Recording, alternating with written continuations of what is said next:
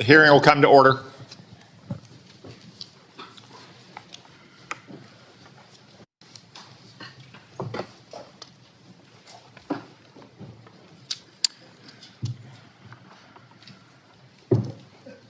Good morning. Welcome to the Senate Intelligence Committee Annual Worldwide Threats Hearing. I'd like to begin by welcoming our esteemed panel of witnesses, the Director of National Intelligence, Tulsi Gabbard, the CIA Director, John Ratcliffe, the FBI Director, Kash Patel, the Director of the National Security Agency and Commander of U.S. Cyber Command, General Tim Hawk, and the Defense Intelligence Agency Director, Lieutenant General Jeffrey Cruz. Thank you all for your appearance. Thank you for your leadership. I also want to recognize the hard work and dedication of the thousands of men and women in our intelligence community whom you're here to represent today. Their successes are seldom celebrated. Their accomplishments are often unseen. But our nation is grateful to each one for the vital work they do to keep our nation safe, prosperous, and free. Our annual Worldwide Threats hearing allows for the American people to receive an unvarnished and unbiased account of the real and present dangers that our nation faces. As we will hear from our witnesses, many of the threats we face are truly existential. Communist China is actively working to replace the United States as the world's dominant superpower. China uses coercive military, economic, and influence operations, short of war, to shape a world favorable to its interests and hostile to ours. These methods include the biggest peacetime military buildup in history, rapidly expanding its nuclear forces, providing critical assistance to help Russia withstand U.S. sanctions, obscuring its role in accelerating the spread of COVID-19 beyond Wuhan, turning a blind eye to Chinese companies that enable the production of fentanyl flooding into the United States, and putting space weapons on orbit, among other tactics. Iran, despite setbacks inflicted on its so-called axis of resistance by Israel over the last year, still aims to destroy what it calls the little Satan, the State of Israel, and what it calls the great Satan, the United States. It continues to arm Yemeni rebels to attack global shipping, though these outlaws have suffered terrible losses over the last 2 weeks, thanks to decisive action by President Trump and our brave troops. I commend the President, Mike Waltz, Pete Hegseth, and his entire national security team for these actions.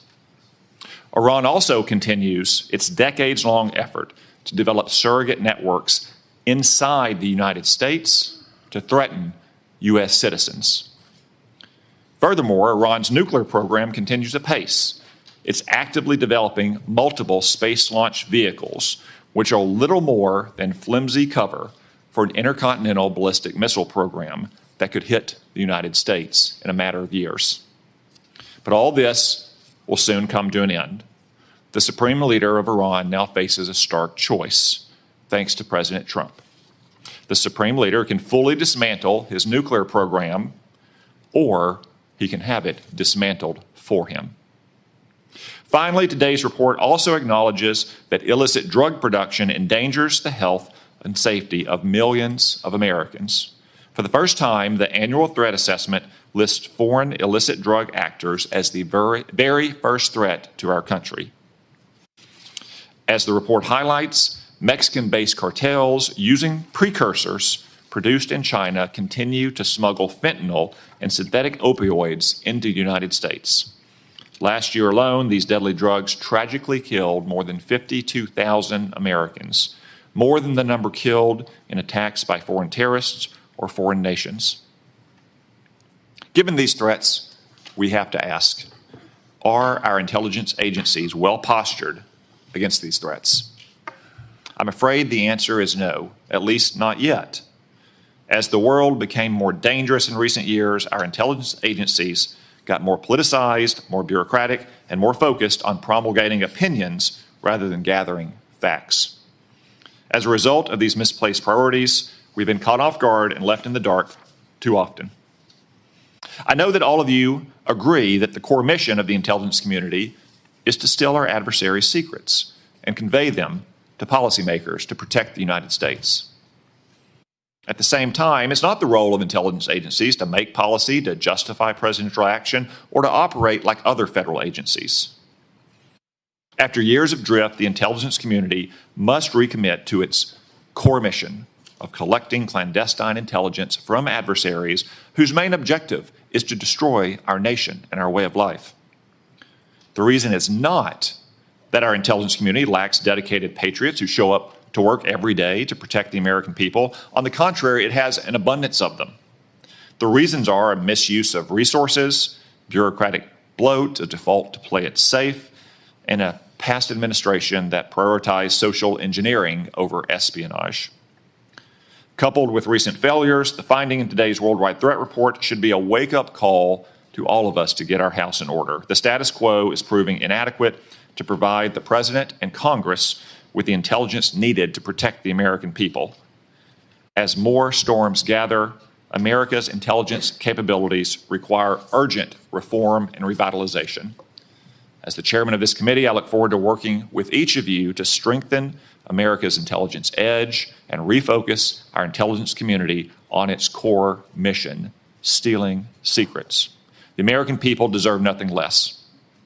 We've assembled an impressive team to get this done, and I look forward to hearing your comments. Now I recognize the Vice Chairman for opening remarks. Well, thank you, Mr. Chairman, and good morning, everybody. I want to thank all the witnesses for being here. I got to say, I've been on the committee now for 14 years, and this year's assessment is clearly one of the most complicated and challenging in my tenure on the committee. And I want to get into that in a moment, but I want to first of all address the recent story that has broken in the news.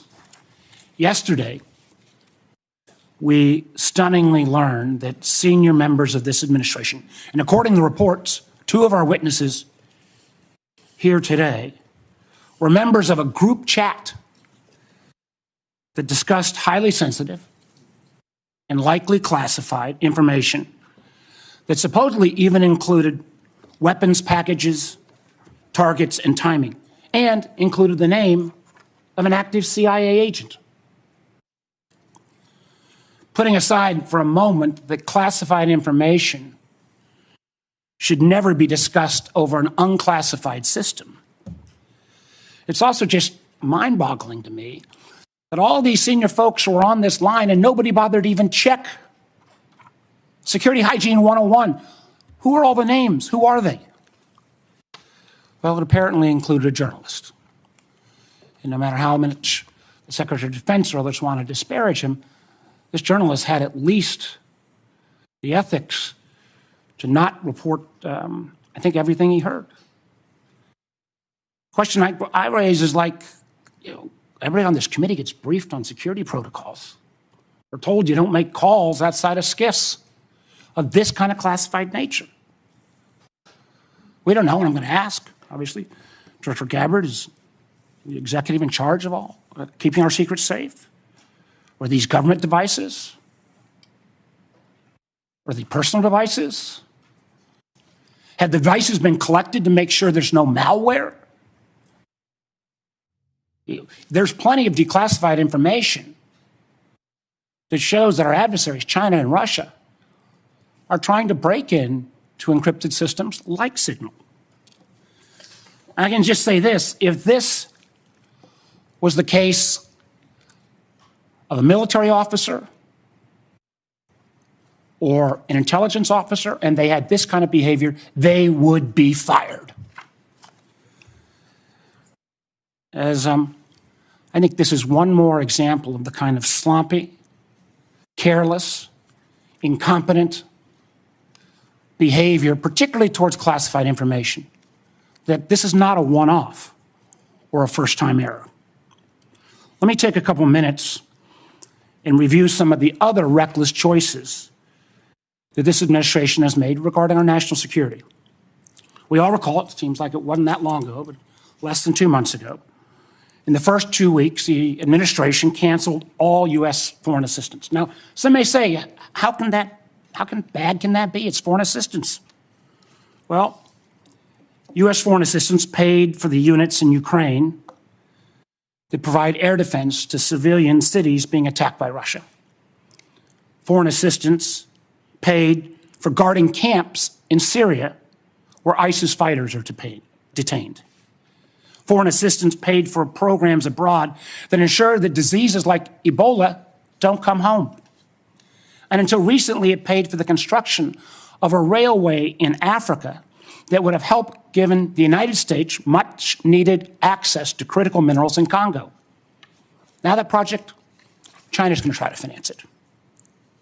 As well, in the first 2 weeks, Director Patel, the administration fired several of our most experienced FBI agents, including the head of the Criminal Investigative Division, the head of the Intelligence Division, the head of the Counterterrorism Division, the heads of the New York, Washington, and Miami field office, all individuals who were distinctly and directly responsible for helping to keep America safe. The irony in a little bit was the recently dismissed head of the Counterterrorism Division was involved in disrupting the ISIS attacks planned for Oklahoma City and Philadelphia, and helped lead the effort to bring to justice the key planner of the Abbey Gate bombing in Afghanistan that killed 13 U.S. servicemen and 150 civilians. That very Abbey Gate effort was actually praised by the president in his State of the Union address. Yet the administration's response to these agents, I believe, good works and years of service, was to force these folks out.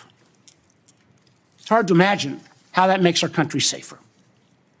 Nor can I understand how Americans are made more secure by firing more than 300 staff at the National Nuclear Security Administration, including those responsible for overseeing the security and safety of the nuclear stockpile. Or by ousting 130 employees at CISA, the agency directly responsible for trying to take on China's Salt Typhoon attack. Again, after Salt Typhoon, I would have thought folks on that group chat might have thought twice. Or how we made safer by sacking 1,000 employees at the CDC and NIH who are actually directly working on trying to keep our country safe from disease. Or by pushing out hundreds of intelligence officers. The amazing thing is that our intelligence officers, they're not interchangeable like a Twitter coder. These intelligence officers, our country makes $20,000 to $40,000 of an investment just in getting a security clearance. Literally goes into six figures when you take the training involved. Can anyone tell how firing probationary individuals without any consideration for merit or expertise is an efficient use of taxpayer dollars? And just to make clear that yesterday's story in The Atlantic was not this rookie one-off, it's a pattern. I want to acknowledge Director Ratcliffe was not here in his position when this took place. But again, earlier in the administration, when a non-classified network was used, thereby exposing literally hundreds of CIA officers' identities, those folks can't go into the field now. How does that make our government more efficient? You know, again, this pattern of an amazing cavalier attitude towards classified information is reckless, sloppy, and silly. And perhaps what troubles me most is the way the administration has decided that we can take on all our problems by ourselves without any needs for friends or allies. I agree that we've got to put America's priorities first. But America first cannot mean America alone.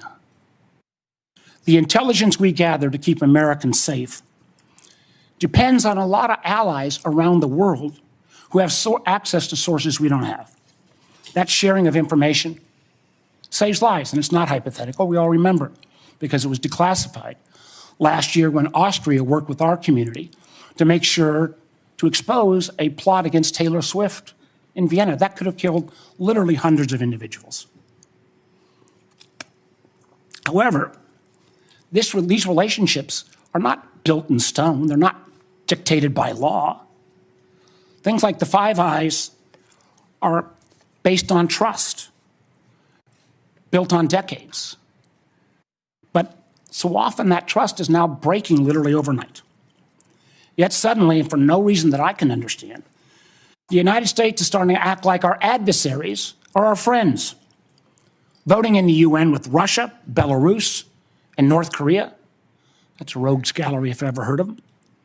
Treating our allies like adversaries, whether it's threats to take over Greenland or over the Panama Canal, destructive trade war with Canada, or literally threatening to kick Canada out of the Five Eyes. I feel our credibility is being enormously undermined with our allies, who I believe, and I think most of us on this committee, regardless of party, believes makes our country safer and stronger.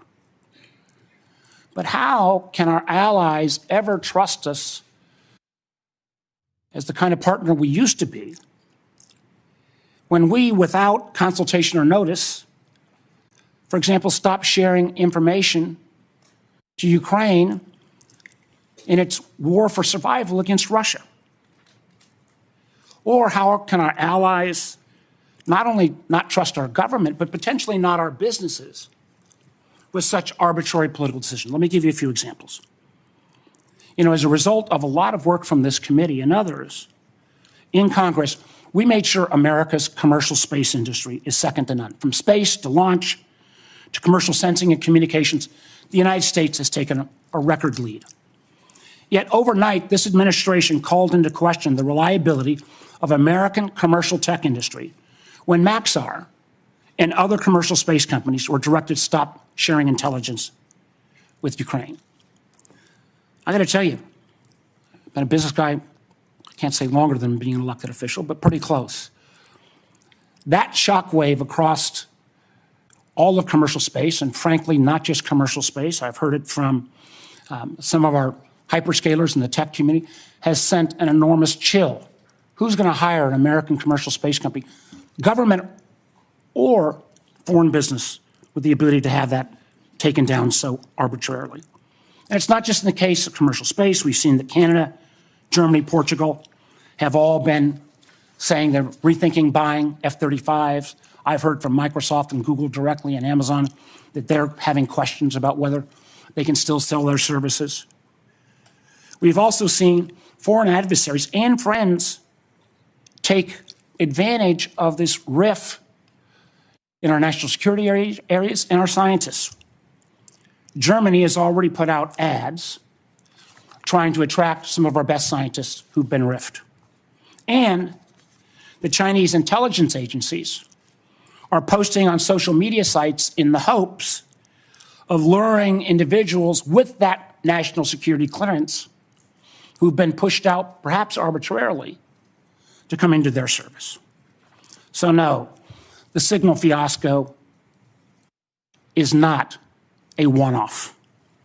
It is unfortunately a pattern we're seeing too often repeated. I fear that we feel the erosion of trust from our workplace, from our companies, and from our allies and partners can't be put back in the bottle overnight. Make no mistake, these actions make America less safe. Thank you, Mr. Chairman. Before I turn to the witnesses' hearing, I want to welcome everyone in our large audience today.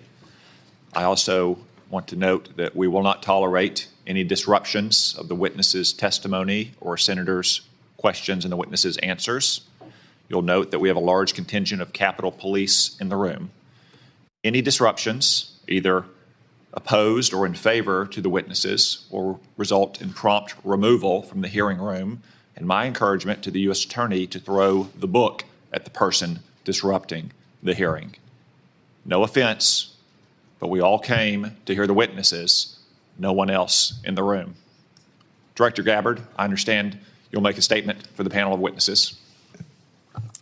Thank you, Mr. Chairman, Vice Chair, members of the committee. Thanks for the opportunity for us to be here to present you the intelligence community's 2025 annual threat assessment. I'm joined here this morning by my colleagues from the CIA, DIA, FBI, and NSA. Our testimony offers the collective assessment of the 18 U.S. intelligence elements making up the U.S. Intel community and draws on intelligence collection and information available to the IC from open source and private sector and the expertise of our analysts.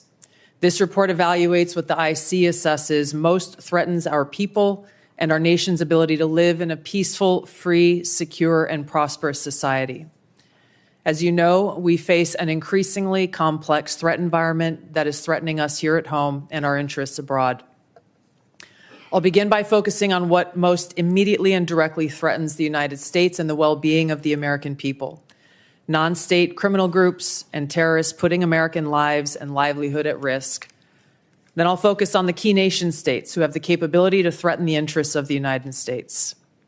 In this complex environment, non-state and state actors are able to exploit or take advantage of the effects of each other's activities. Conventional and asymmetrical capabilities, even the traditionally weakest of actors are able to acquire from available advanced technologies, creates an even more complex and serious threat landscape. First, I'll highlight the threats presented by several non-state actors. Cartels, gangs, and other transnational criminal organizations in our part of the world are engaging in a wide array of illicit activity, from narcotics trafficking to money laundering to smuggling of illegal immigrants and human trafficking, which endanger the health, welfare, and safety of everyday Americans. Based on the latest reporting available for a year-long period ending October 2024, cartels were largely responsible for the deaths of more than 54,000 U.S. citizens from synthetic opioids.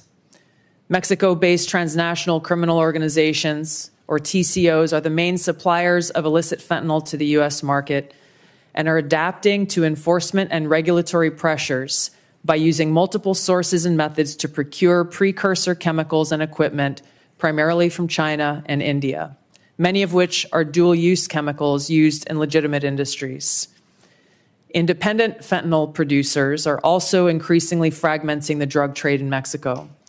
The availability of precursor chemicals and ease of making illicit fentanyl have enabled independent actors to increase illicit fentanyl production and smuggling operations in Mexico. Cartels are profiting from human trafficking and have likely facilitated more than 2 million illegal immigrants encountered by law enforcement at the U.S. southwest border in 2024 alone, straining our vital resources and putting the American people at risk. Criminal groups drive much of the unrest and lawlessness in the Western Hemisphere. They also engage in extortion, weapons and human smuggling, and other illicit and dangerous revenue-seeking operations, including kidnappings for ransom, forced labor, and sex trafficking. These and other human traffickers exploit vulnerable individuals and groups by promising well-paying jobs while confiscating their identification documents. They operate in the shadows, exploiting lawlessness in various areas and using coercion and intimidation to control their victims. While these key drivers of migrants are expected to persist, heightened U.S. border security enforcement and deportations under the Trump administration are proving to serve as a deterrent for migrants seeking to illegally cross U.S. borders. U.S. Border Patrol apprehensions along the southwest border in January 2025 dropped 85% from the same period in 2024. Transnational Islamist extremists such as ISIS and al-Qaeda and affiliated jihadi groups continue to pursue, enable, or inspire attacks against the United States and our citizens abroad and within the homeland to advance their ultimate objective of establishing a global Islamist caliphate. This includes heightened efforts to spread their ideology to recruit and radicalize individuals in the U.S. and the West. While the New Year's Day attacker in New Orleans had no known direct contact with ISIS terrorists, he was influenced and radicalized by ISIS ideological propaganda, as one example. Al-Qaeda and its affiliates continue to call for attacks against the United States as they conduct attacks overseas. These jihadist groups have shown their ability to adapt and evolve, including using new technologies and tactics to spread their ideology and recruit new followers. A range of non-state cyber criminals are also targeting our economic interests, critical infrastructure, and advanced commercial capability for extortion, other coercive pursuits, and financial gain. These actors use a variety of tactics, including phishing, ransomware, and denial of service attacks, to disrupt our systems and steal sensitive and lucrative information using available technologies and U.S. cyber vulnerabilities. Ransomware actors last year, for example, attacked the largest payment processor for U.S. healthcare institutions. And another set of criminal actors conducted cyber attacks against U.S. water utilities. Some of these non-state cyber actors also operate as proxies for or emulate similar activities carried out by major state actors. While these non-state cyber actors often seek financial and intellectual property gains, they also carry out cyber operations for espionage purposes, targeting our critical infrastructure. Turning to key state actors, the IC sees China, Russia, Iran, and North Korea engaging in activities that could challenge U.S. capabilities and interests, especially related to our security and economy. These actors are in some cases working together in different areas to target U.S. interests and to protect themselves from U.S. sanctions. At this point, the IC assesses that China is our most capable strategic competitor. Under the leadership of President Xi Jinping, the People's Republic of China seeks to position itself as a leading power on the world stage, economically, technologically, and militarily. Beijing is driven in part by a belief that Washington is pursuing a broad effort to contain China's rise and undermine CCP rule. China's most serious domestic challenge is probably China's slowing economy and potential instability if socioeconomic grievances lead to large-scale unrest. Growing economic tensions with the United States and other countries could also weigh on China's plans for economic growth and domestic job creation. China's military is fielding advanced capabilities, including hypersonic weapons, stealth aircraft, advanced submarines, stronger space and cyber warfare assets, and a larger arsenal of nuclear weapons. While it would like to develop and maintain positive ties with the United States and the Trump administration to advance its interests and avoid conflict, China is building its military capability in part to gain advantage in the event of a military conflict with the United States around the issue of China's efforts toward unification with the Republic of China, or Taiwan. China's military is also expanding its presence in the Asia-Pacific region with a focus on disputed territorial claims in both the East China and South China Seas. Beijing is advancing its cyber capabilities for sophisticated operations aimed at stealing sensitive U.S. government and private sector information and pre-positioning additional asymmetric attack options that may be deployed in a conflict. China's cyber activities have been linked to multiple high-profile breaches, including last year's massive compromise of U.S. telecom infrastructure, commonly referred to as Salt Typhoon. Beijing currently dominates global markets and strategically important supply chains, for example, with the mining and processing of several critical minerals. In December, China imposed an export ban to the United States on gallium, germanium, and antimony, all of which are important to the production of semiconductors and our defense technologies. This was in direct response to U.S. export controls on chips designed to broadly limit PRC access to advanced chips and chip-making equipment. China also aims to compete in other critical global industries, including AI, legacy semiconductor chip production, biomanufacturing and genetic sequencing, and medical and pharmaceutical supply production. Leveraging often heavily state-subsidized production at greater scale, lower costs, and weaker regulatory standards than required in the West, Beijing's strategy has given it a leading position in many parts of these sectors and supply chains that support them. In 2023, for example, China had 5 first-in-class domestic drug approvals and 3 FDA approvals. Turning to Russia. Russia's nuclear and conventional military capabilities, along with its demonstrated economic and military resilience, make it a formidable competitor. Moscow has more nuclear weapons than any other nation that could inflict catastrophic damage on the United States and the world in the event of a major war that Russian leaders feared put them and their regime at serious risk. In late 2024, Russia announced updates to its public nuclear doctrine, expanding the conditions under which Russia would consider using nuclear weapons. Russia is building a more modern and survivable nuclear force designed to circumvent U.S. missile defense through reliable retaliatory strike potential. Russia intends to deter the U.S. by holding both the U.S. homeland at risk and by having the capabilities to threaten nuclear war in a conflict. Russia's developed advanced cyber capabilities and has attempted to pre-position access to U.S. critical infrastructure for asymmetric options and make it a persistent cyber threat. Russia's cyber activities have been linked to multiple high-profile breaches, including the 2023 hack of Microsoft.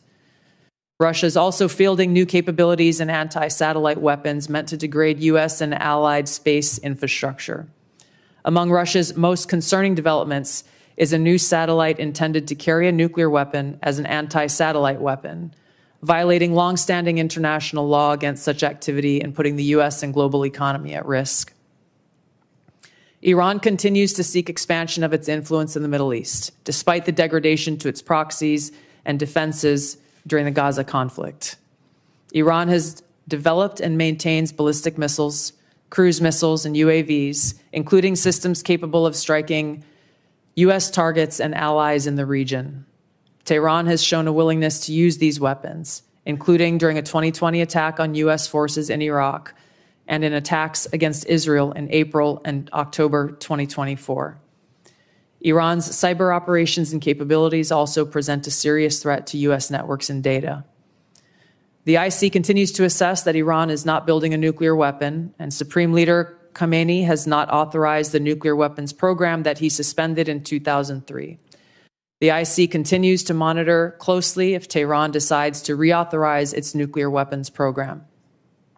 In the past year, we've seen an erosion of a decades-long taboo in Iran on discussing nuclear weapons in public, likely emboldening nuclear weapons advocates within Iran's decision-making apparatus.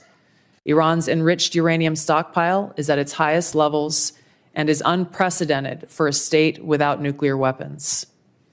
Iran will likely continue efforts to counter Israel and press for U.S. military withdrawal from the region by aiding, arming, helping to reconstitute its loose consortium of like-minded terrorist and militant actors as its axis of resistance.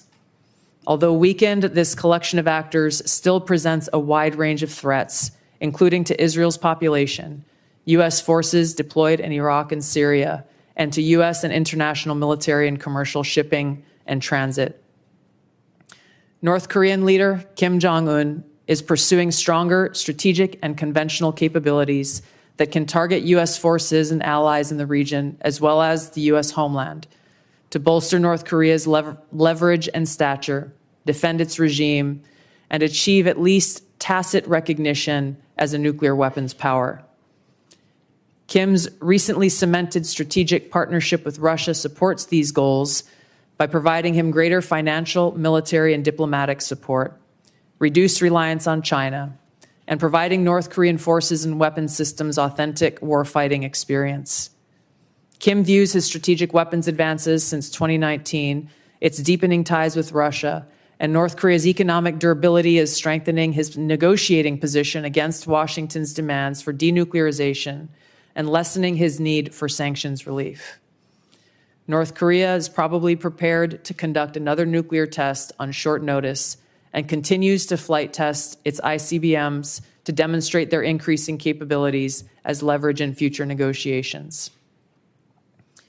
Since 2022, China, Russia, Iran, and North Korea have grown closer. Removing the accelerant of the war in Ukraine is unlikely to revert these bilateral relationships to a pre-war 2021 baseline, leaving room for new strategic priorities and world events to create new incentives or challenges to their currently high levels of cooperation. Russia has been a catalyst for much of this expanded cooperation, driven heavily by the support it has needed for its war effort against Ukraine, including protection from U.S. and Western sanctions. In addition to its exchange of military and other resource capabilities with North Korea, Russia has relied more heavily on China's financial and defense industry backing, and also has increased combined military exercises with China to signal shared fortitude against the United States and U.S. allies in the Asia-Pacific region. With Iran, Russia has also expanded financial ties to mitigate sanctions. Iran has become a critical military supplier to Russia, especially of UAVs, in exchange for Russian technical support for Iranian weapons, intelligence, and advanced cyber capabilities.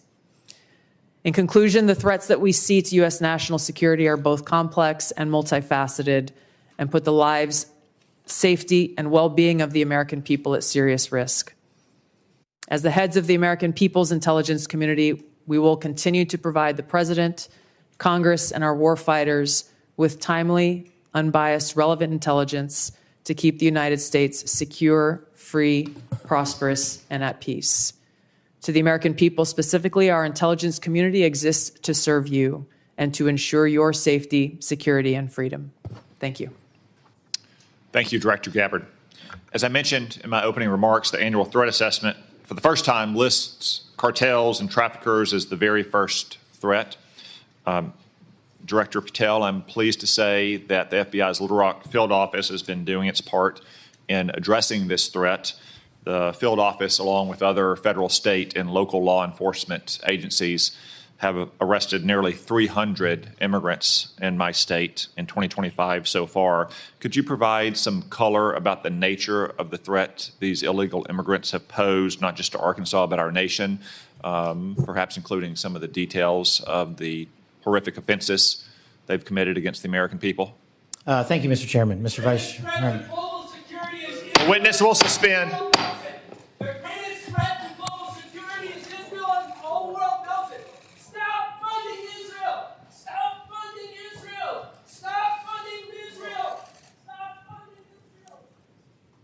So that protester was a Code Pink lunatic saying the greatest threat to world peace is funding Israel. I will observe, for the benefit of the audience here on television, that Code Pink is funded by communist China as well, which simply illustrates, speak up now if you want to be removed as well, whoever's saying that.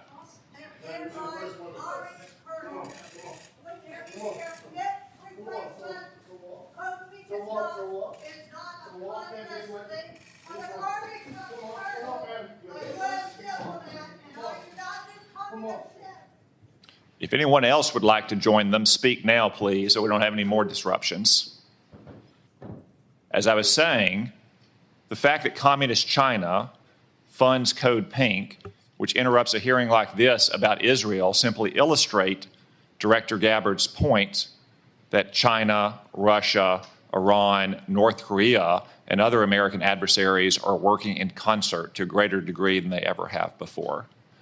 Director Patel, back to my question, could you give us some color about the threat that illegal migrants have posed, not only to my state, which has resulted in nearly 300 arrests in 2025, but also to the nation at large? Thank you, Mr. Chairman, Mr. Vice Chairman, and members of the committee. I appreciate the time to address you all, specifically to Arkansas, Senator.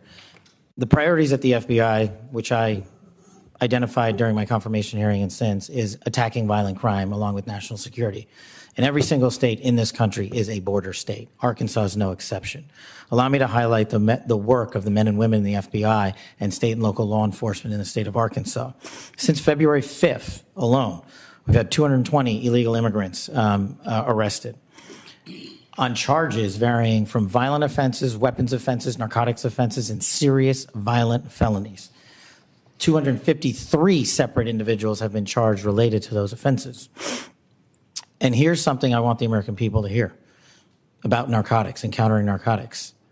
Thousands of pounds of narcotics were seized in these 3 weeks in the state of Arkansas. Thousands, worth tens of millions of dollars. Everything from fentanyl to meth to cocaine to heroin to marijuana and more. And also including manufactured drugs. The FBI does have the biggest footprint in Arkansas, but we could not achieve this mission without our state and local law enforcement partners, which has been one of the priorities since I took the helm at the FBI. They provide the greatest ground level intelligence to conduct these operations in Arkansas and in every single state across the union. Since February 5th, we've assisted with the arrest of hundreds of criminals and illegals throughout your state. And that was just a 3-week operation. Prior to that, Senator, there was a bust of 17 federal indictments relating to a meth lab in the state of Arkansas in the southwest corner of your state. All of those individuals are now facing prosecution for hundreds of pounds of illegal opioids, guns, and other illicit material. So we will continue to do that work. We will work it 6-7 days a week, 365 days a year, not just in your state, Mr. Chairman, but in every state. Thank you, Director Patel. As Director Gabbard highlighted from the annual threat report, Director Ratcliffe, many, if not most, of the chemical precursors for deadly fentanyl produced by Mexican drug cartels originates in China. China, of course, is a techno-totalitarian police state. They have technology to monitor their own people that Soviet Russia could have only imagined. Is there any reason, Director Ratcliffe, to believe that China could not monitor and crack down on this flow of chemical precursors to Mexico if it chose to do so? Thank you, Senator, for the question. No, there's nothing that prevent China, the People's Republic of China, from cracking down on fentanyl precursors.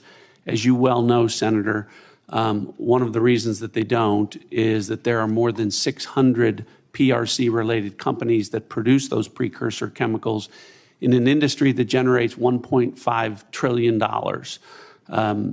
That is one of the reasons that we see that Chinese efforts to affect the fentanyl precursors are really limited in nature and intermittent in nature, and not a dedicated effort to enforce their own laws and regulations to crack down on this. Thank you, Director Ratcliffe. I have many more questions I could ask, but I'm going to try to lead by example and stay within the 5-minute limit for the benefit of senators. I remind everyone there is a vote scheduled at noon. I hope to finish the open portion of this hearing before that vote closes, after which time we'll move to the closed portion. The Vice Chairman. Thank you, Mr. Chairman. I'll be happy to take your extra 13 seconds, but I want to go back to what I addressed at the outset. I mean, this was not only sloppy, it not only violated all procedures, but if this information had gotten out, American lives could have been lost. The Houthis had this information, could reposition their defensive systems. So I want to get a little more information about this. Director Gabbard, did you participate in the group chat with Secretary of Defense and other Trump senior officials discussing the Yemen war plans? Senator, I don't want to get into the specifics. Ma'am, were you on? You're not going to be willing to address. So you're not, are you denying, Matt, will you answer my question, ma'am? You were not TG on this group chat? I'm not going to get into the specifics. So you refuse to acknowledge whether you were on this group chat? Senator, I'm not going to get into the specifics. Why are you going to get into the specifics? Is it because it's all classified? Because this is currently under review by the National Security Because Council. it's all classified? If it's not classified, share the text now. As the White House previously Is it classified stated, or non-classified information on this text? I can confirm. Director Radcliffe, were you on the group chat? Senator, I was on a signal messaging group. So you were the John Ratcliffe on that chat? I was. Thank you. Thank you. Can I provide some context, Senator, to that?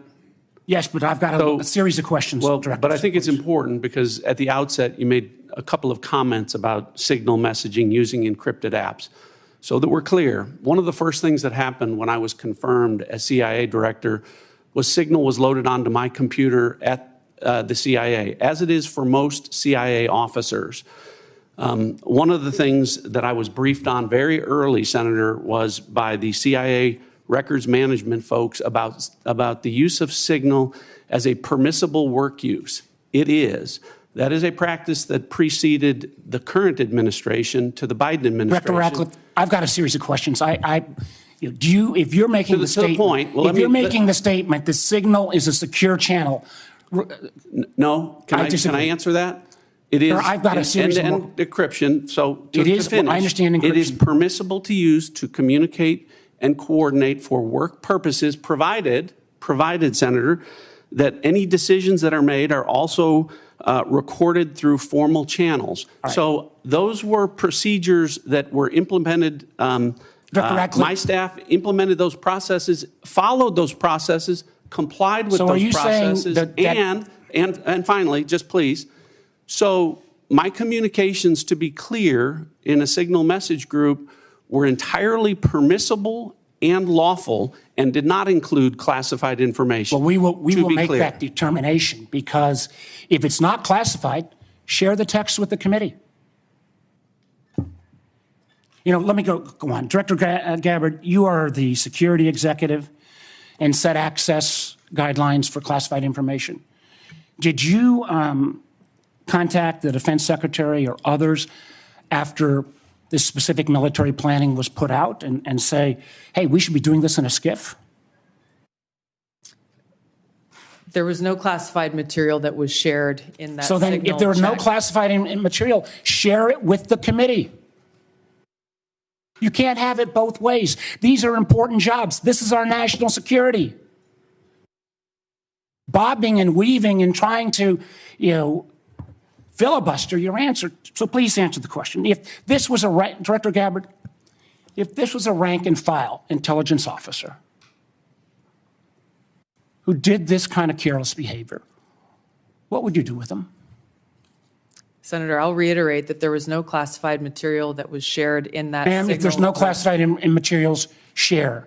And then if there's no classified materials, then you can't even answer the question whether you're on the chat. This is strangely familiar, and I think my colleagues will remember, when you couldn't answer the question, is Edward Snowden a traitor? Man, I have serious doubts about anyway. Director Gabbard, I'm going to give you this. Tweeted just 11 days ago, and I'm quoting you. Any unauthorized release of classified information is a violation of the law and will be treated as such. So if this information is classified, what are you going to do? Senator, 2 points here. First of all, there's a difference between inadvertent release versus Careless and sloppy. malicious leaks of classified information. The second point is there was no classified information that was on Then this signal committee group should get chat. that information. Director And the Patel, National Security Director Council Patel, has my time's reviewed about out, how and I'm this going to use occurred. my 12 seconds that the chairman gave me. Director Patel, has the FBI launched any investigation of this? Senator, I was just briefed about it late last night, this morning. I don't have an update. I would like to get an answer by the end of the day. At this point in the ordinary course of affairs, I would recognize Senator Collins. She asked me to express to you that she is under the weather this morning. She regrets her absence, but anticipates submitting written questions to which I would request your prompt replies for the senator. Senator Cornyn. Director Gabbard, I applaud President Trump's efforts to try to bring an end to the war between Russia and Ukraine. I want to read a statement out of the annual threat assessment and just confirm that you agree with this.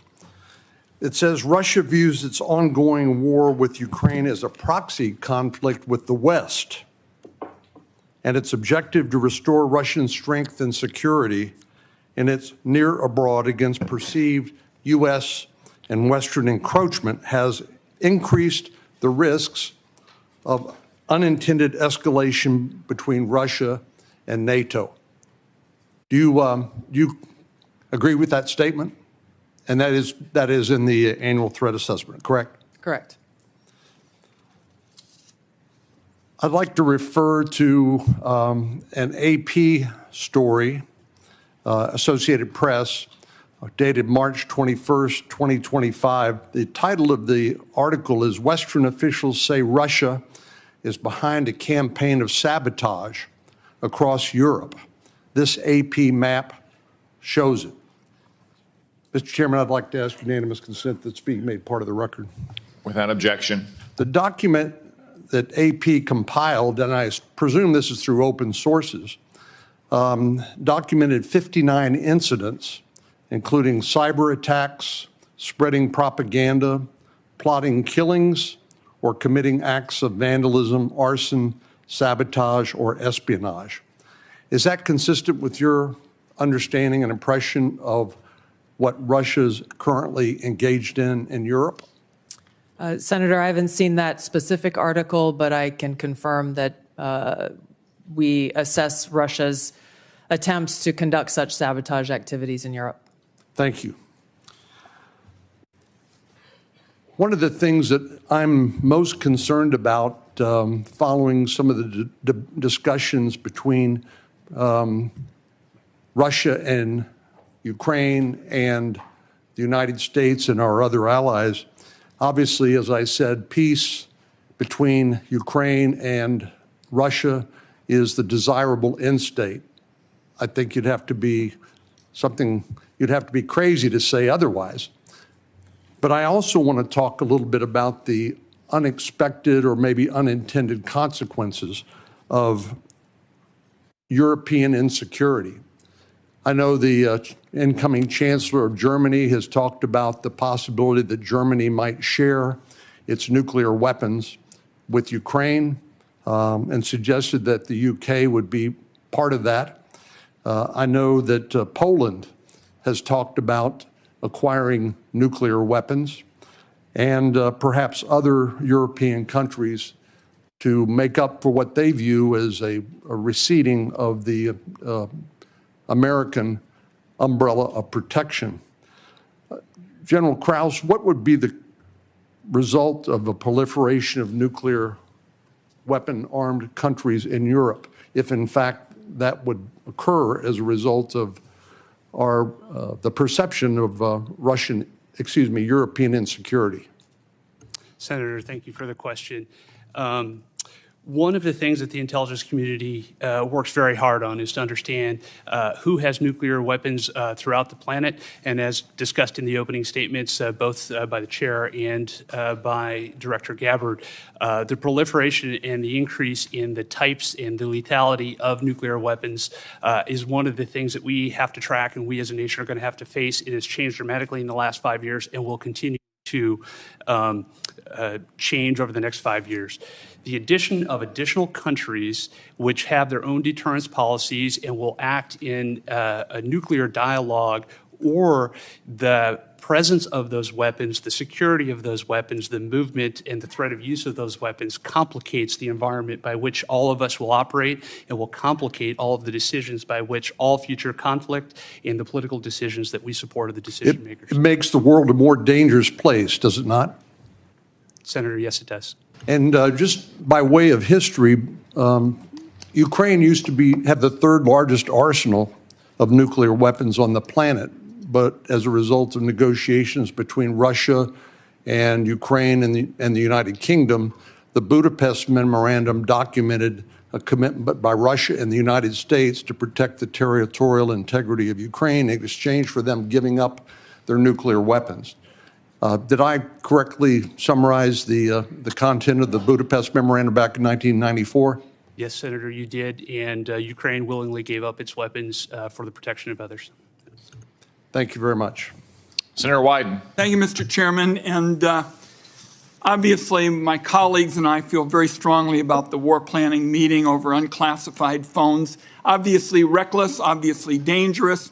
Both the mishandling of classified information and the deliberate destruction of federal records are potential crimes that ought to be investigated immediately.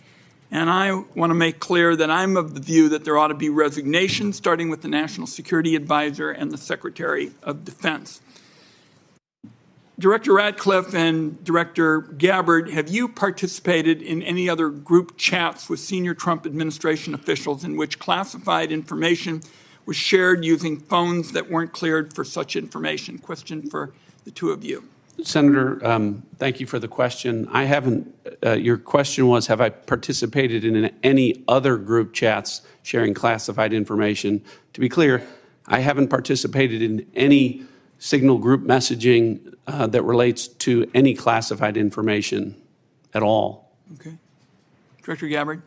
Senator, I have the same answer. I have not participated in any signal group chat or any other chat on another app that contained any classified information. Yeah, and I just think it's important to follow through here. Would the two of you cooperate with an audit to confirm that that is that is the case? I have no objection.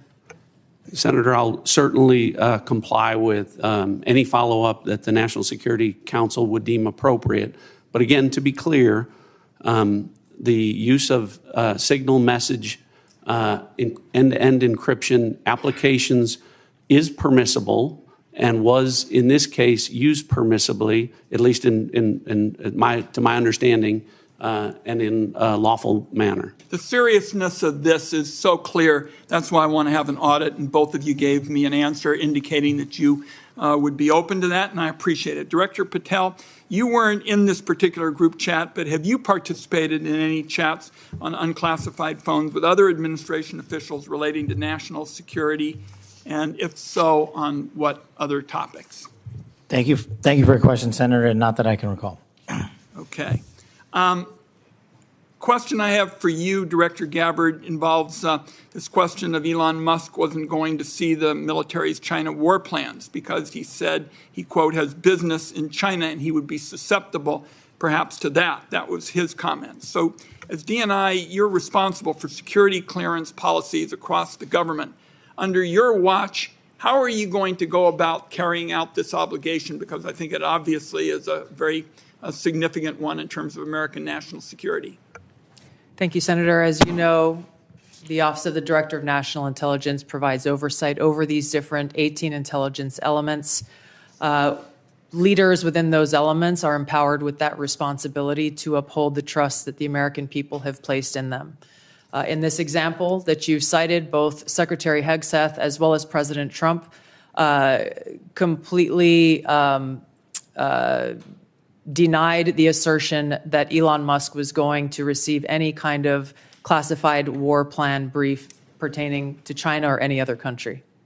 So on the question of whether the president has the prerogative to get clearances is really the area that I want to touch on, because you're formally responsible for security clearance policies, and that's why I'm asking about it. So can a president decide who gets the clearance? Yes. So what about your role? You're formally responsible for security clearance policies. That is also true. So how do we resolve it? President just gets his way. The elected president and commander-in-chief has the authority to provide a security clearance to those who he deems necessary. Mr. Chairman, and to the ranking member, I think we have to have a further discussion on this and figure out what the ground rules, are. I think it's clear what the director says. I just think we need more clarity, because I think you have the formal responsibility for security clearances, and now we've heard that this. It matters. There are a lot of citizens of our country right now that have much greater security in their life because of the work that you do and the people that are working around you do. So I just want to say I appreciate that. For the folks in Oklahoma, they would definitely want me to be able to say thank you for your service. Let me ask a couple of questions on this. Director Gabbard, let me start with you on this. Iran has been listed as one of the top sponsors of terrorism for a very long time. They are the primary armors of Hezbollah, of Hamas, of the Houthis. They're arming the Russians to be able to kill Ukrainians.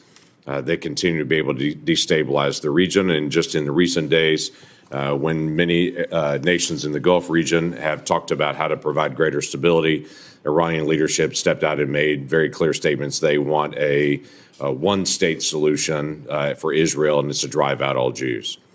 So this continues to be an issue, not just for the region, but for Americans in particular. So my question is on this is the sanctions and the effect of sanctions, what we know about the Iranian response. Under the Biden administration, those sanctions will turn down, where, quite frankly, Iran has been able to sell $90 billion in oil on the global market to be able to rearm itself and all the others around the region. Now sanctions are now going back on to Iran again. What do we know about the effect of those sanctions? Thank you, Senator, for the question. These sanctions have just begun to be reinstated, so the full effects have not yet borne fruit. But the message that the president has sent with his maximum pressure campaign is certainly heard. As the chairman mentioned in his opening remarks, President Trump recently sent a letter to the leader of Iran expressing his interest in direct talks in order to try to de-escalate and to prevent war, prevent Iran from gaining a nuclear weapon, but also stated that there would be military consequences if there was no direct negotiations. So President Trump is continuing to carry out his vision and mission of peace through strength, acting in the best interests of the American people. We will see what choices are made from here. Okay, thank you. Director Patel, during the last administration and the very open border policy that they had, we had some years, including 2022 and 2023, where there were 70,000 individuals that were released into the country that were identified as special interest aliens. This is something this committee and the Homeland Security Committee tried over and over again to get details on. The Biden administration was unwilling to be able to share any of the details on the special interest aliens, led to a great amount of frustration. The comment came often back to us is that FBI is going to track all these individuals and to be able to identify them, even though it was 70,000 a year that were coming into the country.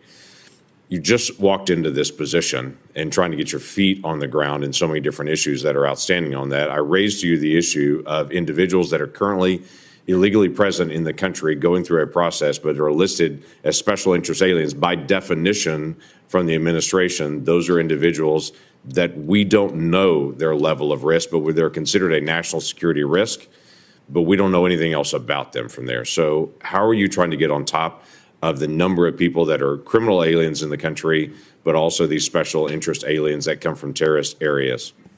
Thank you, Senator. Appreciate your question. As far as the FBI is concerned, you hit on it. Criminal. So we are focused across our interagency partners at DHS, ICE, CBP, CISA, and elsewhere to identify through our information sharing networks that we have stood up with state and local law enforcement to provide us the details on any criminal evidence relating to any of the individuals you highlighted. And if there's a nexus there, a case will be opened, by the line agents who predicated lawful and factual basis to do so. And we will further refer that matter to the Department of Justice for prosecution. We are reviewing all of these cases anew, and we will report back to you, Senator, with some fidelity on the outcome of that process. Okay, thank you. Are you getting good feedback from social media technology companies and cooperation from them on illegal activities that are promoted on their site? All the different sites have rules and standards for what can and can't be done on that. But for instance, in the border areas, many of the sites are allowing child trafficking, or they're allowing basically the hiring of Americans to come be drivers and such, and they know this is being circumvented. Are they working with you on that to be able to take illegal content off their sites? Thank you, Senator. And we have engaged directly at the top levels of all the private sector software communities and social media companies, and they have been very helpful because they have been told that this is a priority for me at the FBI to work with them because they have so much information to share back with us. Now, that's, of course, just on the public systems. We're not talking about the dark net. Thank you. Thank you, Mr. Chairman. Senator Heinrich. Thank you, Chairman. Director Ratcliffe, I want to start with you. Who determined that the content of this discussion on Signal was not classified?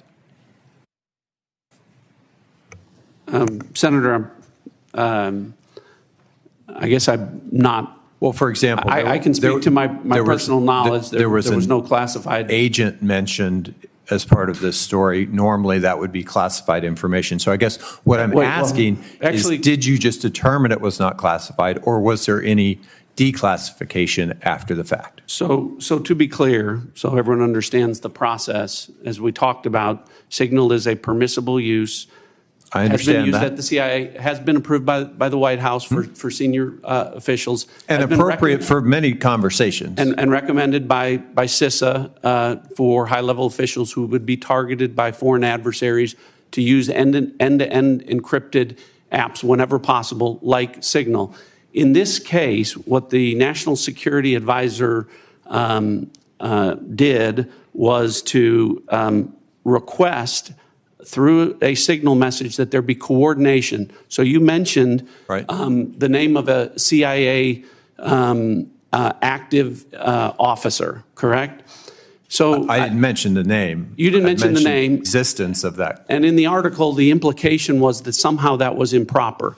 That was not the case. So a CIA officer was not operating undercover. So the request for coordination was for a staff member to coordinate on the high side. So I communicated the name of a CIA officer not operating undercover, completely appropriate, who does openly and routinely coordinate with the White House as a member of my staff. So the intimation there that there was something inappropriate was clearly incorrect. Did it occur to you that given the sensitive nature of this discussion, that it could just move to the high side? So that was clearly, Senator, I think the intent was that this was initially set up by the National Security Advisor with the instruction that send a point of contact, and then you will be provided with information further on the high side for high side communication. So I think clearly it reflects that the National Security Advisor intended this to be, as it should have been, a mechanism for coordinating between senior level officials, but not a substitute for using high side or classified communications for anything that would be classified. And I think that that is exactly what did happen. So I'm curious, did this conversation at some point include information on weapons packages, targets, or timing? Not that I'm aware of. Director Gabbard, same question. Same answer, and defer to the Department of Defense on that question. Well, those are two different answers, but you're saying that was not part of the conversation. That's my knowledge. The precise operational issues were not part of this conversation. Correct. Okay. I want to ask you, Director Gabbard, something on a very different track here, which is I very much agree with the conclusion of the ATA that foreign illicit drug actors are a major threat in the United States, and many of you have spoken to this today. Is the IC wrong in its omission of Canada as a source of illicit fentanyl in the ATA? I was surprised, given some of the rhetoric, that there is no mention of Canada in the ATA. Senator, the focus in my opening and the ATA was really to focus on the most extreme threats in that area. And our assessment is that the most extreme threat related to fentanyl continues to come from and through Mexico. So the president has stated that the fentanyl coming through Canada is massive, and actually said it was an unusual and extraordinary threat. And that was the language that was used to justify putting tariffs on Canada. I'm just trying to reconcile those two issues. Is it an unusual and extraordinary threat, or is it a minor threat that doesn't even merit mention in the annual threat assessment? Senator, I don't have the numbers related to Canada in front of me at this time. I'd like to get back to you on the specifics of that answer. It's less than 1% of the fentanyl that we are able to interdict. But if you have different information, I would very much welcome that. Senator Budd.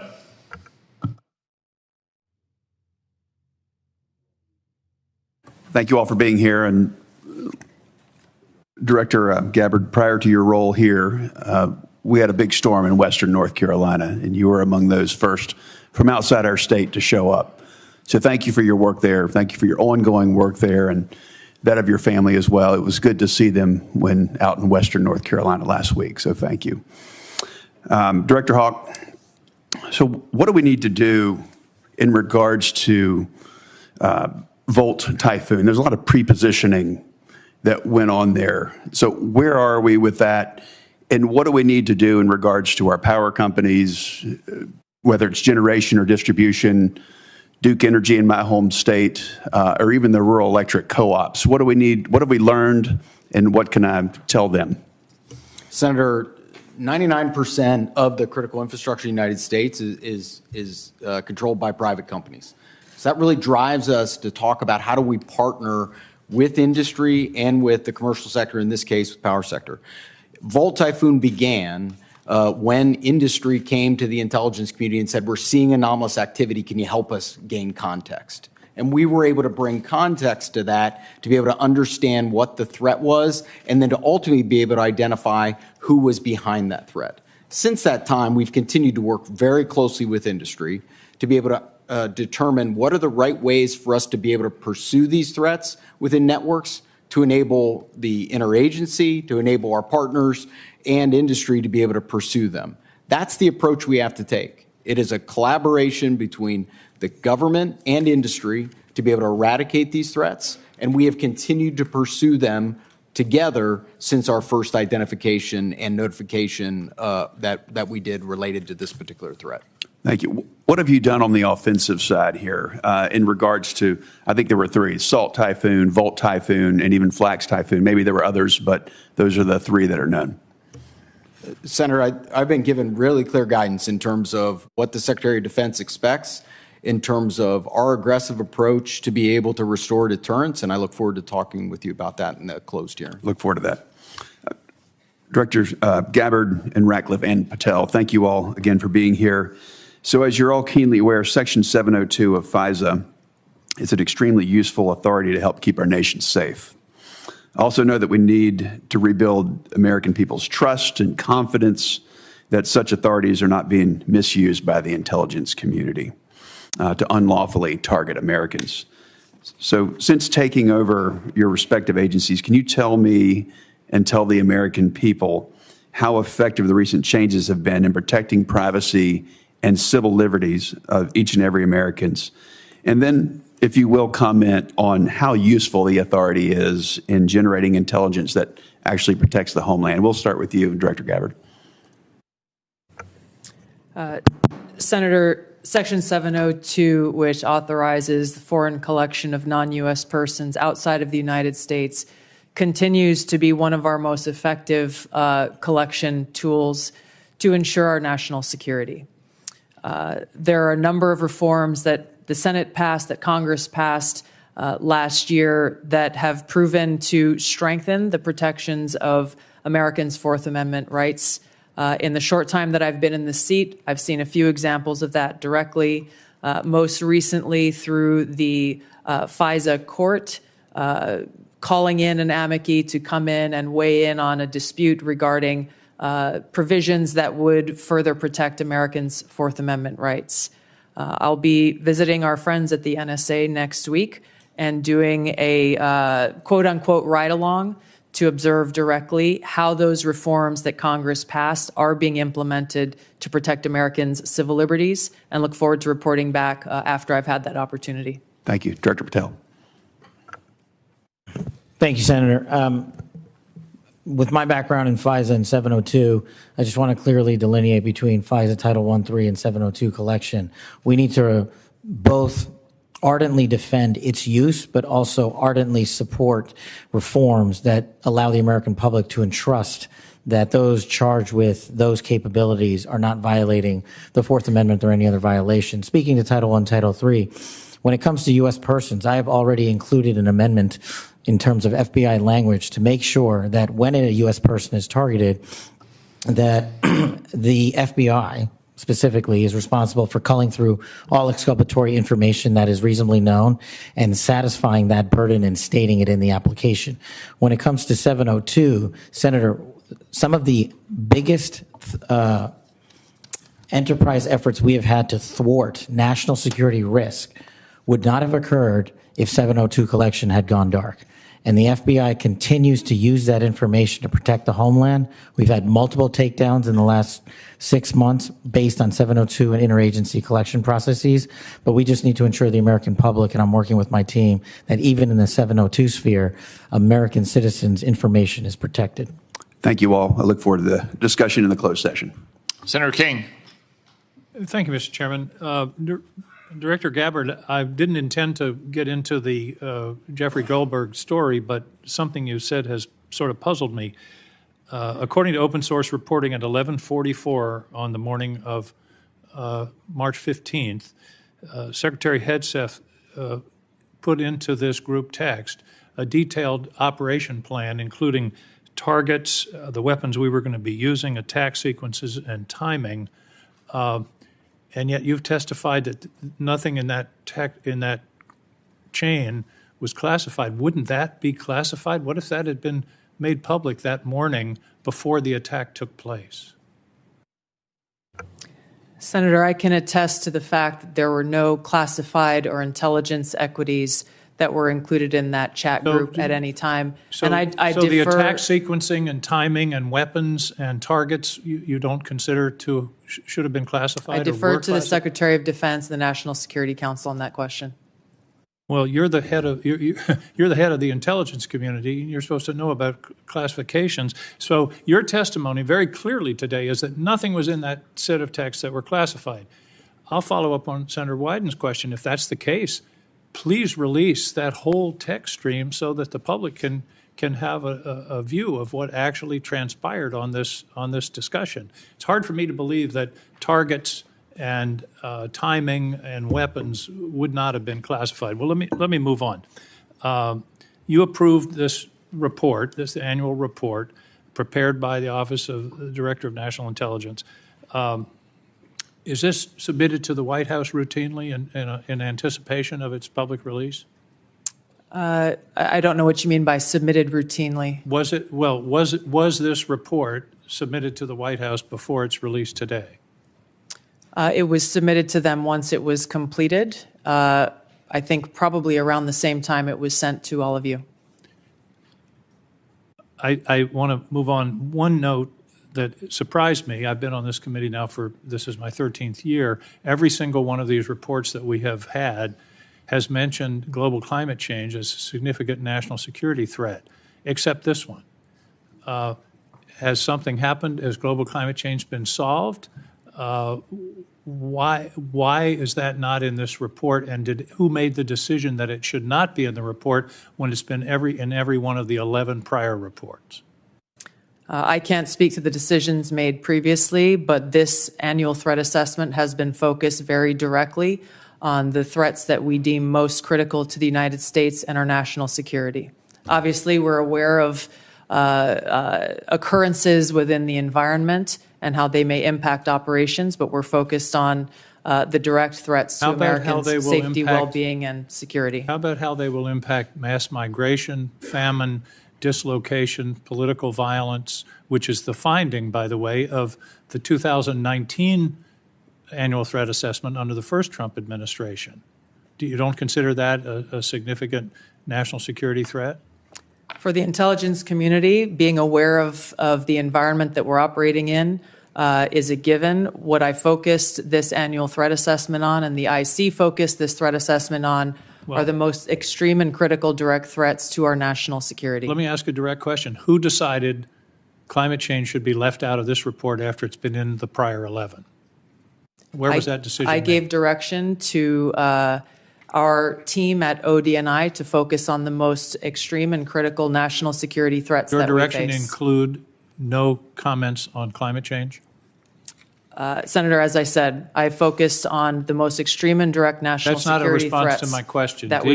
Did you instruct that there be no finding in terms of climate change in this report? I don't recall giving that instruction. Final questions in a few short seconds that I have left. You all concede, and it's in the report repeatedly, about the cyber danger from China, from Russia, from Iran. Why then is the administration deconstructing CISA? 130 people fired. The General Hawk talked about the importance of public-private cooperation. That section of CISA seems to have been disestablished. What possible policy reason is there for undermining CISA's relationship to the states with regard to elections and to the private sector with regard to cybersecurity when the cybersecurity threat is only growing? Anybody want to tackle that? I won't speak for all of my colleagues here, but I don't believe any of us have any insight into those specific staffing decisions that have been made. Well, let me ask you this question. You've all found, the report has found explicitly growing cyber threats, including to elections from Russia, China, Iran. Do you believe that it's in the national interest to diminish our capacity to deal with those cyber issues? Yes or no? President Trump is focused on effects and making sure that the people that we have and the resources that we have are focused on our national security. He and his team recognize that more people doesn't necessarily always mean better effects. Those are some of the things that are driving the changes that we're seeing across the administration, is getting all of our agencies back and focused on their core mission. General Hawk, do you agree that... Senator King, your time has expired. Time is up. Thank you. Senator Rounds. Thank you, Mr. Chairman. First of all, thank you to all of you for your service to our country. With regard to the issue surrounding Signal, I'm going to address it, but I'm going to address it in the closed session so that we can get more in depth into that issue. In the meantime, I want to direct my first question to Director Ratcliffe. As the debate continues in Washington regarding spectrum, what can you share in this unclassified setting regarding the critical nature of spectrum to national security interests generally? Thanks for the question, Senator. I know this is an issue of great interest to the Senate, and the potential auction of commercial space on spectrum. Those, as you correctly point out, the discussions about spectrum, I will start out by saying there are national security implications from such an auction were to take place to both the DoD and the IC. I think the discussions that we need to have in a classified setting, I can relate to you that the direction from early meetings that we've had is that the discussion about where that might take place would not affect specifically CIA or IC equities, and I hope that's the case and where the discussion goes. But I think we need to be concerned that a public auction at bands at certain levels would have an impact on our ability to deliver an accurate intelligence picture. In other words, there are parts of the spectrum which simply cannot be shared with the commercial. That's correct. All right. Thank you. And we can talk about the specific reasons about why in a classified setting that would cause a diminishment of our ability to deliver a good threat picture to the Commander-in-Chief. And in some cases, life or death consequences Absolutely. Involved. Thank you. Director Patel, first of all, I just want to thank you for what you are doing, and I know that there's a number of items that in your previous life you did that simply can't be discussed, but nonetheless, we've appreciated what you have done for your country already. Today, I just wanted to talk to you about, we've seen a series of public news reports about ISIS threats within the United States, and there have been several successful interdictions, Oklahoma City, Philadelphia, New York. Although the question remains as to the total number of ISIS operatives who were able to breach porous borders in the months and years before policy changes in this January of 2025, to what extent is the FBI tracking operatives who remain in the United States today, and what is the FBI doing to track them down? Thank you, Senator. I appreciate your question and your comments. So the priorities at the FBI since I took over have been violent crime and national security, and this speaks directly to national security. The direction for the FBI is to track down any individuals with any terrorist ties whatsoever, whether it be ISIS or another foreign terrorist organization, and now to include the new designations of the cartels down south and elsewhere. So the FBI is utilizing our Joint Terrorism Task Force, which are situated in all 55 field offices. But the key to success there is our partnership with state and local law enforcement who have the ground level intelligence on some of these operatives. And as you've highlighted, we've already shut down numerous threats, and we've identified publicly where permissible these threats and individuals and where they're coming from. And I think the FBI is doing a very good job right now in collecting this information through our interagency process. And we will continue to thwart every bad actor affiliated with a terrorist organization or otherwise. Thank you. And Director Hawk, first of all, look, you've talked a little bit already about Salt Typhoon, but what I want to really get into is the things that are moving right now that you haven't had a chance to address, and in particular, Cybercom 2.0 and the need to accelerate that particular plan moving forward. Can you talk just briefly? I've got 40 seconds left. Talk to us a little bit about how critical 2.0 is in terms of countering the cyber activity that's going on through nefarious actors. Senator, what we were asked to do by Congress was to look at what's the force generation model for the Department of Defense to be able to generate cyber forces. Based off of that request, I produced a recommendation for the Secretary that outlined 3 critical things, which is really how we manage the talent, how we develop the talent in the department, and also how we equip that talent underpinned by compute and AI. We've brought that plan initially back to Secretary Hegseth. He told us to go faster. We've delivered him that plan. And now, based off of his guidance, we will now begin to move forward with the rest of the department. Thank you. Thank you, Mr. Chairman. Senator Bennett. Thank you, Mr. Chairman. Thank you very much for holding this hearing, and thank you for being here. Mr. Director Ratcliffe, it sounds to me like your testimony today and the Secretary and the DNI's testimony is that there was nothing wrong at all with the signal thread that you were on, that it didn't include any targeting information or battle sequence. That is your testimony. That's your testimony. And I'm a little staggered that that is your view, Director Ratcliffe. Does the CIA have any rules about handling of classified information? Yes or no? Yes. Thank you, Director Ratcliffe. Do you agree, Secretary of Defense Pete Hegseth said this morning when asked by members of the press what had happened, he said this morning in Hawaii that Atlantic Editor-in-Chief Jeff Goldberg is a, quote, deceitful and highly discredited so-called journalist who's made a profession of providing hoaxes time and time again. Do you share that evaluation, the Secretary of Defense's evaluation of Jeff Goldberg as a journalist? Senator, I didn't see those comments. I don't know Jeff Goldberg. So do you share that view of the Secretary of Defense? Well, I don't have a view on. Okay. Do you, assuming that he has that view, I'm curious about whether you are the CIA director. Okay, this has happened. We know it's happened. Did Jeff Goldberg somehow, did he create a hoax that allowed him to become part of this signal thread? Please answer the question. You don't insult the intelligence of the American people. Did he invite himself to the signal thread? I don't know how he was invited, but clearly he was added. Clearly it was. Finish your sentence, please. Clearly he was added to the signal group.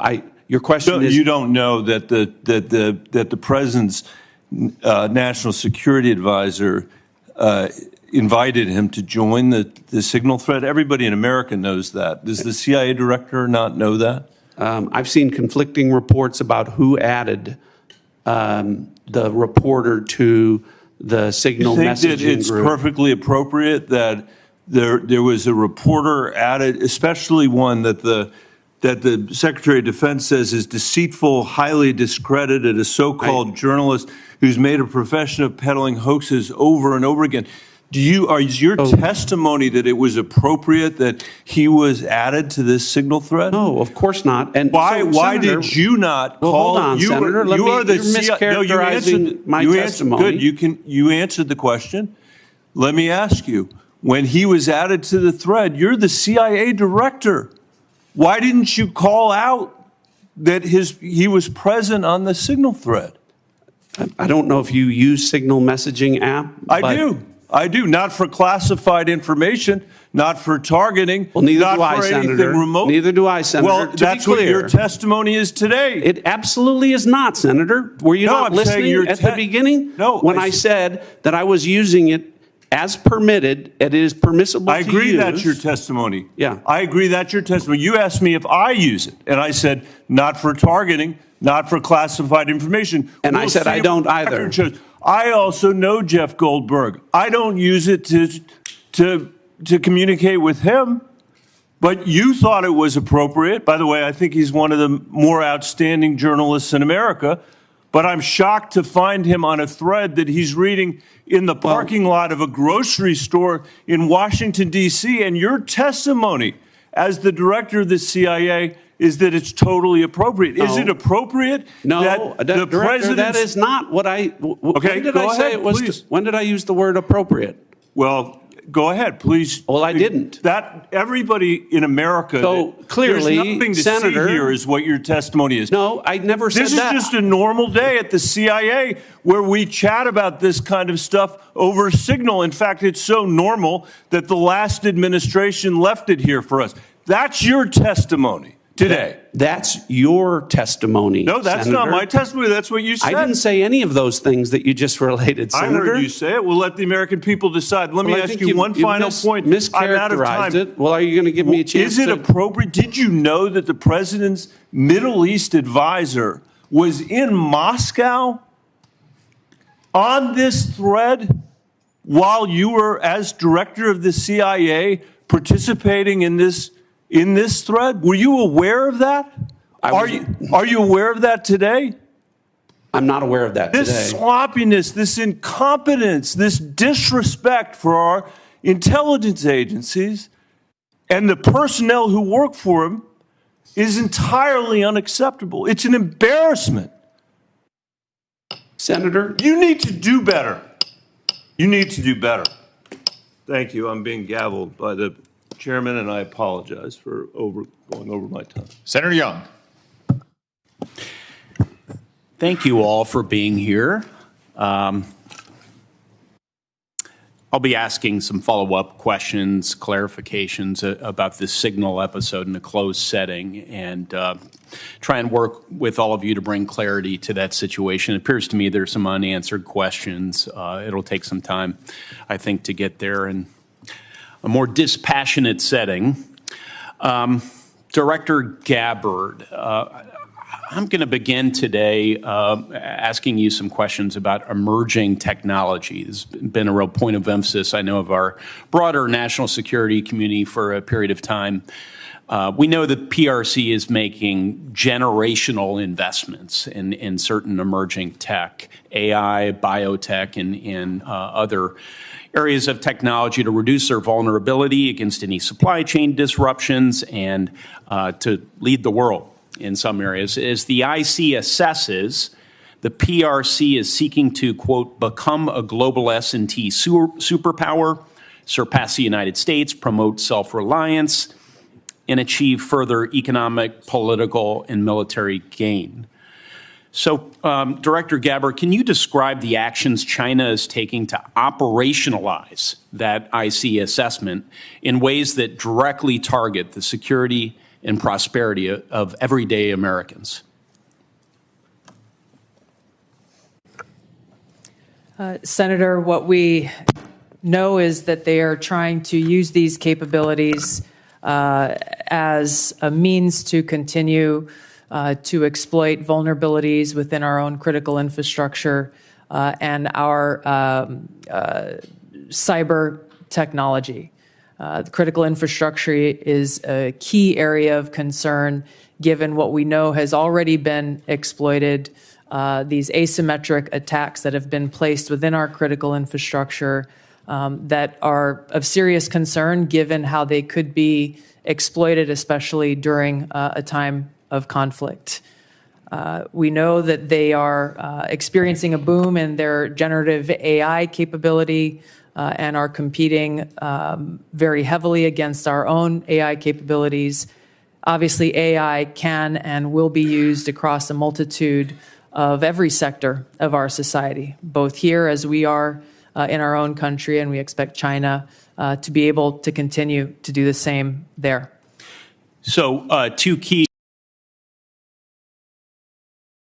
conceivably susceptibility to cyber attacks and as China's leveraging of AI towards misinformation, increasingly into the physical realm, they can pose threats to us as well. As follow-up, Director Ratcliffe, you know, we've had Huawei, we've had TikTok. What do you believe will be the next point of technological friction and competition between the U.S. and China? What should members of Congress be looking for? Senator, I think I can answer this question more fully in the classified setting. What I would say is it relates to the issue of emerging technologies and matters of quantum computing and quantum sensing, and our ability to stay ahead of China on the technological curve with respect to those issues. I'd be happy to get into that in further detail in a classified setting. Excellent. We'll dive into that. Director Haw, General, how do you see biotech playing into this broader competition? I think it's an area that, from our perspective, has increasingly been a priority as we want to understand the approach that China's taken, and also to ensure that as we think about the president's priorities in terms of both economic and technology security. We are certainly, as a community, following DNI's guidance, that we are increasingly putting our resources to be able to ensure that we understand where China is investing in those resources and how that will impact our economy and overall the overall health of our national security. Thank you, General. Director Gabbard, not a lot of time left on this end, but I do have a little crypto interest I wanted to communicate to you. Can you share with this committee how we're positioned to disrupt foreign cyber efforts to steal cryptocurrency, such as the North Koreans have successfully done? If others would like to pull this thread and weigh in on this question very briefly, that would be great.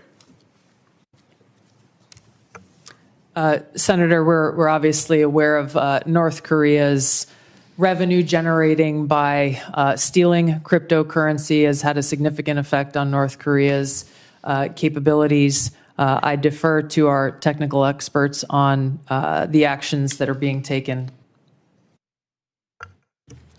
Senator, I think this would be a great topic when we go to closed session. It's going to be a busy closed session. Yes. Director Patel? I agree with the general. In closed session, I can provide some details. It's what you get when you visit with a bunch of spies. All right, Chairman. Senator Kelly. Thank you, Mr. Chairman. I'm going to come back to the topic of the day here, the signal chain as reported by The Atlantic. Ms. Gabbard and Mr. Ratcliffe, you each testified that there was no information operational in nature, no classified information. So I want to ask each of you just a series of, just respond yes or no. I'll start with Ms. Gabbard. In the signal chain that we have been talking about, was there any mention of a target in Yemen?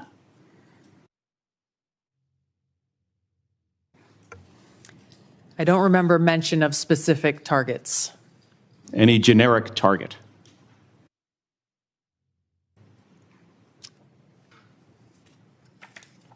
I believe there was discussion around targets in general. Mr. Ratcliffe. I think that's consistent with my recollection. Again, I don't have access to that. Was there any mention, Ms. Gabbard, of a weapon or weapons system? I don't recall specific weapons systems being named. I'm not talking about specific, any weapon or weapons system. I don't recall specific names of systems or weapons being used or named within the Well, I'm not asking whether, I don't want you to tell me what the specific weapon was, but any weapon at all. Mr. Ratcliffe, same question. I don't recall. How about anything about timing?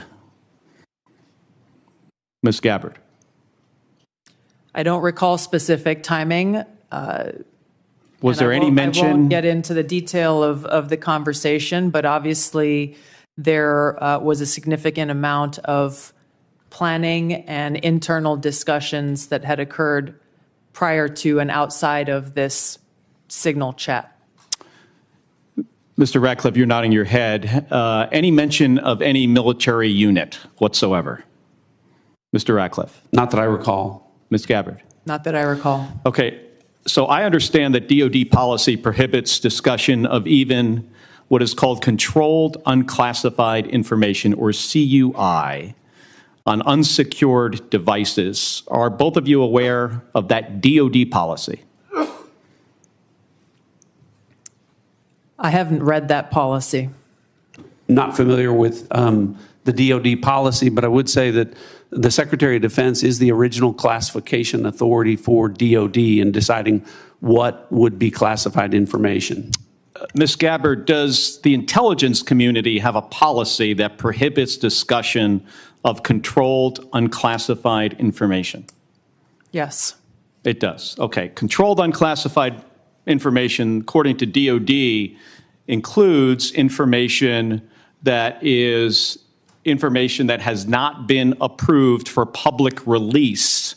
Would you, of what's been disclosed publicly of the signal chain, would would either of you feel that that would be approved for public release? Ms. Gabbard. The discussion that took place in that Signal chat group was a conversation reflecting national security leaders and the vice president around the president's objectives. So yes or no, would you approve that for public release? I don't feel I can answer that question here. Because of the nature of this hearing? Because of the nature of a private discussion that took place between individual leaders in our government. It would make sense that you would not approve it for public release, wouldn't it? There are other factors that would go into that consideration. Mr. Ratcliffe, yes or no? I wouldn't approve the release of classified information. Again, as I've said, my I'm not talking about understanding is classified information, Mr. Ratcliffe. I'm talking about information that has not been approved for public release. That is information that is considered controlled, unclassified information. The principles that would have been on that would have been individuals capable of approving that for public release. I got 20 seconds. The deliberation as to whether or not we should launch a strike on another country, would you consider that classified information, Ms. Gabbard? Well, the information was not classified. I'm not talking about this. I'm just talking about deliberation from principles as to whether or not we should launch a strike on another country. Would you consider that classified information? I'm not talking about what happened this week. There are other factors that would go into determining that classification. Mr. Ratcliffe, the deliberation between principals in our national security apparatus about whether or not to strike another country, would you consider that to be classified information? Pre-decisional strike deliberation should be conducted through classified channels. Thank you. Thank you, Mr. Chairman. If I may, I just want to return, Mr. Ratcliffe, to your answer there in part to Senator Kelly. It's been raised at several occasions now in this hearing about whether classified information was discussed in this chat. And you mentioned about the Secretary of Defense being what you called, I think, the original classification authority. Correct. Correct. I think it's important for the public to understand that although you and Director Gabbard are original classification authorities on many matters, you're not that for all matters that might be classified in the government. Is that right? That's correct. So if the Secretary of State has classified sensitive diplomatic details, that's his authority. If the Secretary of Energy has sensitive classified information about our national laboratories, that's his authority. And the two of you can't speak to other departments who have their own original classification authority, and which, of course, as Director Gabbard said, ultimately rested with one person, the President of the United States. Is that correct? That's correct. Okay. I just wanted to clarify that. It looks like the Vice Chairman wants to weigh in as well. Just very briefly. I mean, I think it strains the audience and the watching public's credibility if we're talking about timing, packages, that somehow this would be okay to put out, or just, frankly, senior American officials trashing Europe. I've been around this for a while. This is not information you generally put out. And the notion there's not even acknowledgement of, hey, gosh, we screwed up, is stunning to me. And the idea somehow, well, none of this was classified, but we can't talk about it here. You can't have it both ways. I think the witness's point is that they can't speak for every official in the government who has original classification authority. Chairman, I don't, that's not what I'm not trying to litigate that. I'm trying to litigate on the face unless, as Senator Bennett said, this reporter is somehow making this all up. And I think the White House has acknowledged that the text chain that he submitted was authentic. It strains my mind to think, again, it strains my mind if the shoe had been on the other foot, what my colleagues would be saying about this. And again, we're going to get to the bottom of it. And I appreciate your comments, but you guys have both testified under law. There's nothing classified in that information. And there was nothing, in a sense, I've not heard either one of you say, gosh, we screwed up. So we'll find out. This is too important to our national security. And again, I know we've got more members to close. They testified, is my understanding, correct me if I'm wrong, that there's no intelligence community classified information. Is that correct? That's Director correct. Ratcliffe, is that correct? Director Gabbard? Yes, Chairman. Well, again. That's not correct. She said repeatedly there was nothing classified, period. Right, period. You can't have it both. And again, we'll see. I cannot believe this is not going to come out. And if it's not classified, again, we'd ask you to give it to the public today. I'm sure one of your aides back there probably got it on paper. If you got it here, it's not classified, stand by your position. Or is this just one more example of a careless approach to how we keep our secrets in this administration? With apologies to Senator Moran. Thank you, Mr. Chairman, and thank you to our witnesses for being here. I want to explore a little bit about Ukraine, and I'll direct this to Director Ratcliffe or Director Cruz. The ATA assesses that, quote, the grinding war of attrition in Ukraine, quote, will lead to a gradual but steady erosion of Kyiv's positions on the battlefield. Are Ukrainian forces at any significant risk of collapse this year?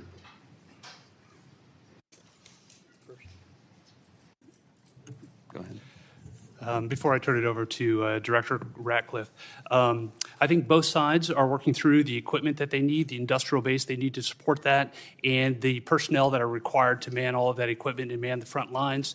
And as we see the battle space in the various portions, whether it's in Kursk, whether it's in any of the 4 oblasts, we see areas where Kyiv will struggle to prevent the slow attritional grind. We do not see an imminent collapse in any of the line of control battle spaces at this point. And then vice versa. That answers my question, unless you want to add something, Director. Whatever advantages in manpower and material they have, can Russia maintain its operational tempo without significant changes to how it's conducting the war? I think our assessment from a military perspective is that Russia has the ability to sustain its campaign longer than Kyiv would. Now, when that timeline hits, we do not have an assessment of, but I believe that if this were to go on for more than the remainder of this year, both sides would have a significant challenge maintaining their defense industrial base as well as their operational ops tempo. Longer than this year? That is correct, and they will each have difficulty at various points throughout the spring, summer, and fall as well. Thank you. Director Ratcliffe, ATA says continuing the Russia-Ukraine war perpetuates strategic risks to the United States of unintended escalation to large-scale war and heightened insecurity among NATO allies. What are the strategic risks to the United States if Russia were to achieve its maximalist objectives via peace agreement? Achieve via peace agreement? Yes. Well, I think that clearly the negotiations that are going on reflect that President Trump is seeking a cessation of the war on terms that will end the war permanently. From an intelligence community standpoint, and specifically with regard to CIA assets, we've taken steps to support that, the president's goal of an enduring peace. To General Cruz's comments, I agree with his assessment and generally the public assessment that Russia has the battlefield advantage, is grinding forward slowly. I want to comment on that, however, to say that with regard to the Ukrainian resistance, the Ukrainian people and the Ukrainian military have been underestimated for a period of several years now. And ultimately, I'm convinced from my reflections in observing from an intelligence standpoint that they will fight with their bare hands if they have to, if they don't have terms that are acceptable to an enduring peace. Obviously, to the point of maximalist goals. President Trump has communicated that he is aware of the dangers of that, of Russia getting what they want. And I think that the peace talks that are taking place would reflect, if successful, and they are making progress, that both sides would not get everything that they want and no one's maximalist goals would be achieved. Thank you both. In the short time I have, I'm going to skip a question and ask that I intended to ask, but ask the director of the FBI. Director, I chair the subcommittee that appropriates money for the Department of Justice, including the FBI. It has been our practice that the FBI director as well as the Attorney General appear before our committee each year. And I want to make certain that you do not foresee any challenges that I will have in your presence when you come to speak when we invite you to come speak about your budget. I think when we visited in the office, you made yourself often available, pleased to talk to Congress.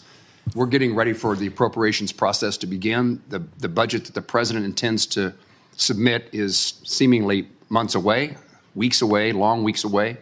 And we may ask you to come testify about your priorities now or sooner than that. Is that a challenge for you that I ought to be aware of? From the FBI, no, as long as the Department of Justice and the Attorney General are good with it. Thank you. Senator Reid. Thank you very much, Mr. Chairman. Director Ratcliffe, you have repeatedly made the point that there was no classified information contained in any of these discussions that were reported in the Atlantic Monthly. Is that correct? No, that's not correct.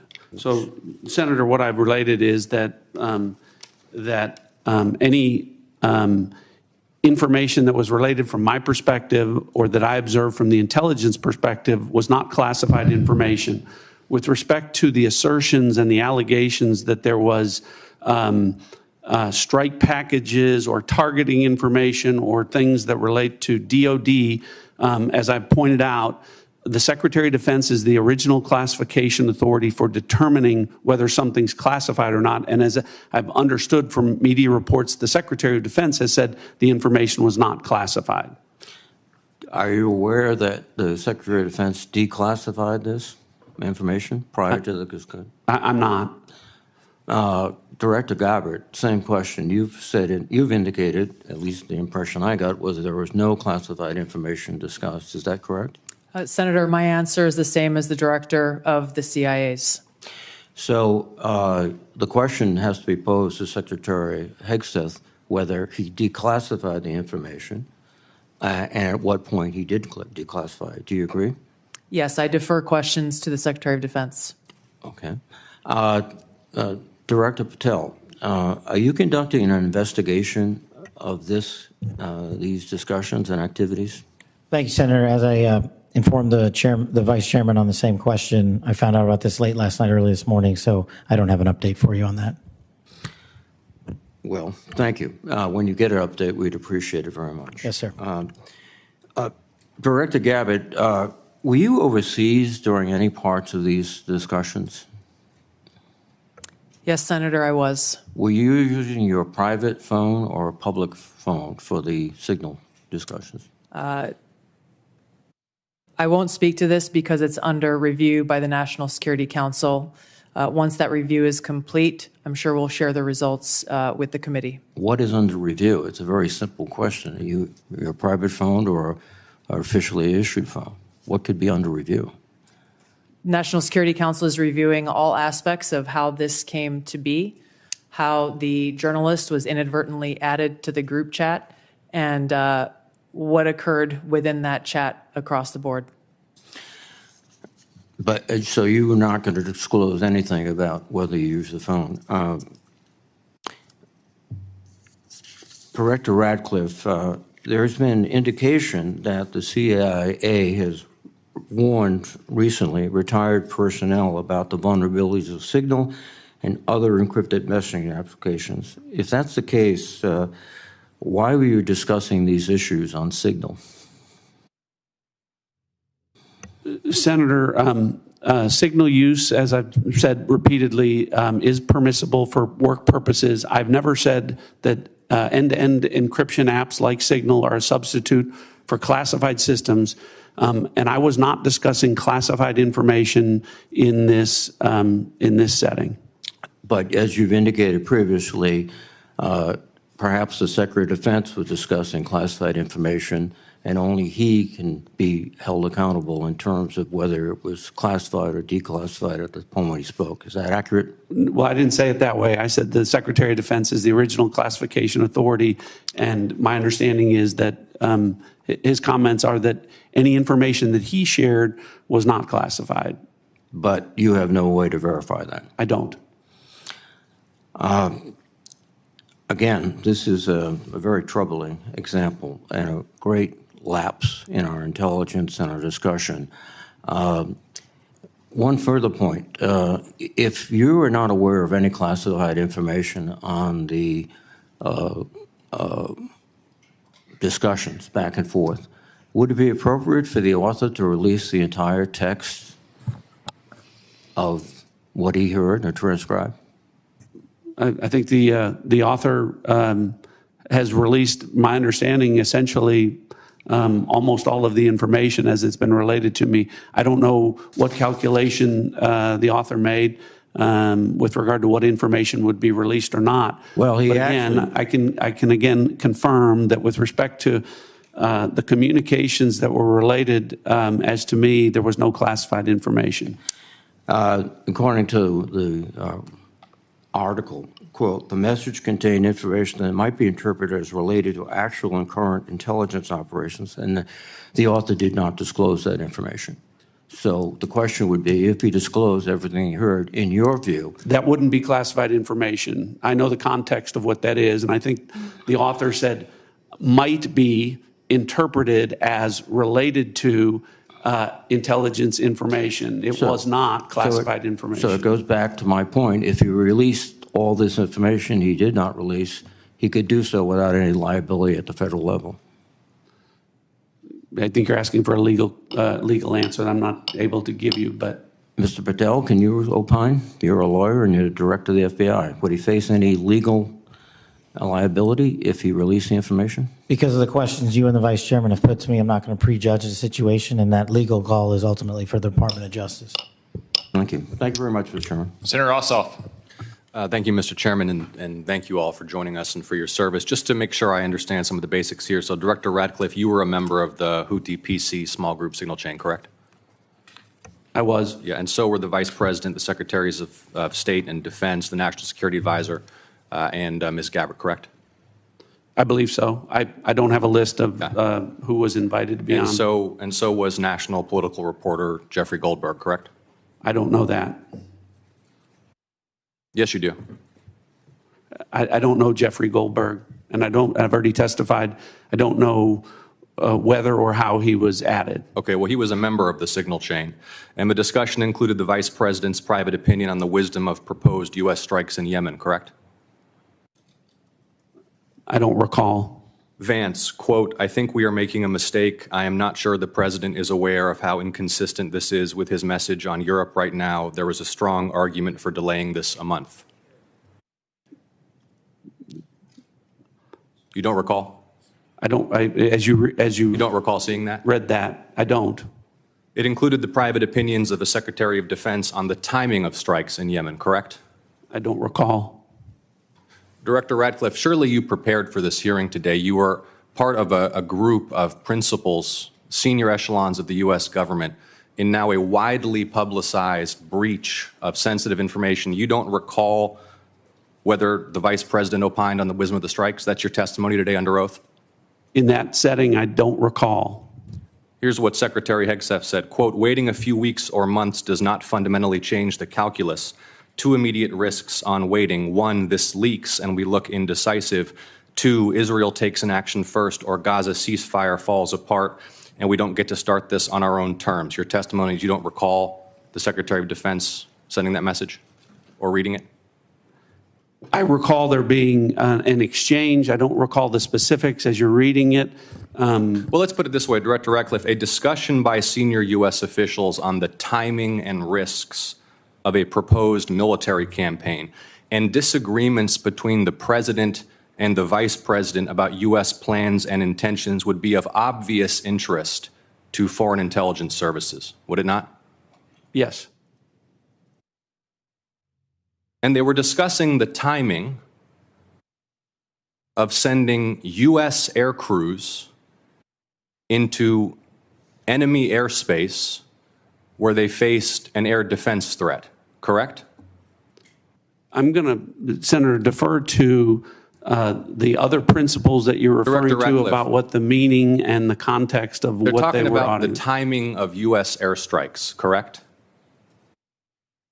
Yes. Yes, and therefore the timing of sending U.S. air crews into hostile airspace, correct? Yes. And therefore the time period during which enemy air defenses could target U.S. air crews flying in enemy airspace, correct? I don't know that. You do know that. Let me ask this question, General Hawk. You lead America's signals intelligence collection. Would the private deliberation of foreign senior officials about the wisdom and timing of potential military action be a collection priority for you and the U.S. intelligence community? Senator, it's our job to do indications and warning for both the plans and intentions of adversary leaders and for military commanders. And would not information about the timing of airstrikes allow a military to pre-position or cue air defense systems to shoot down enemy aircraft? I think, Senator, from our perspective, any advance warning is something that we certainly are trying to protect. Yeah. Director Ratcliffe, this was a huge mistake, correct? No.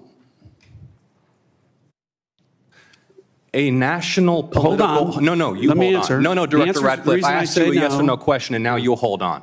A national political reporter You can characterize it how you want. Was made privy The White to House has sensitive made information clear about that there imminent was an military inadvertent operations against a mistake, foreign terrorist an inadvertent organization. mistake of adding a reporter. And that wasn't a huge to a mistake? seal. That wasn't a huge mistake? Well, I think they characterize This is it an as a embarrassment. mistake.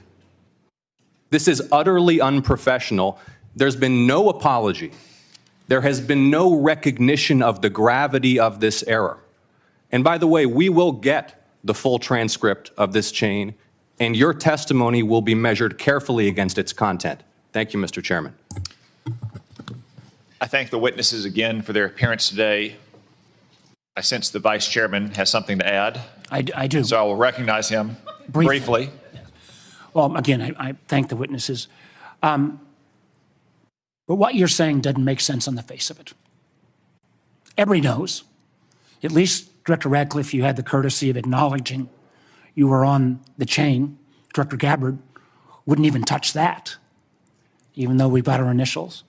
And if you want a comparison, think back to the beginning of the Ukraine war, when the United States, in concert with our then ally, the United Kingdom, declassified a lot of Putin's battle plans that allowed the Ukrainians to push back successfully on the Russian invasion. How was that? That was gone through a real process of declassification.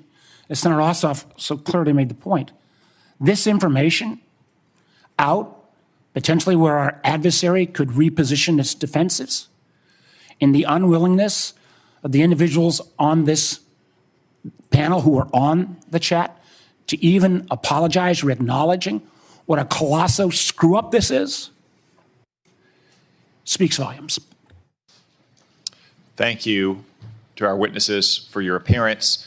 A few administrative matters. As I mentioned earlier, Senator Collins is under the weather. She regrets that she could not be here for your testimony. Senator Risch likewise had to preside over a hearing of the Foreign Relations Committee to include the nomination of my former governor, Mike Huckabee, a great American and a great friend of Israel, to be the next ambassador to Israel. He also regrets that he could not be here. I anticipate he may have written questions as well. I would urge you all to respond to those promptly. Now, the audience will remain seated while our witnesses and their aides depart the hearing room. The Capitol Police will ensure this occurs. I want to commend the Capitol Police and our committee security staff for running an orderly hearing today. For the benefit of members, the vote on the floor has been called. We will adjourn this open hearing and we will reconvene in closed setting at 12:40 p.m. The hearing is adjourned.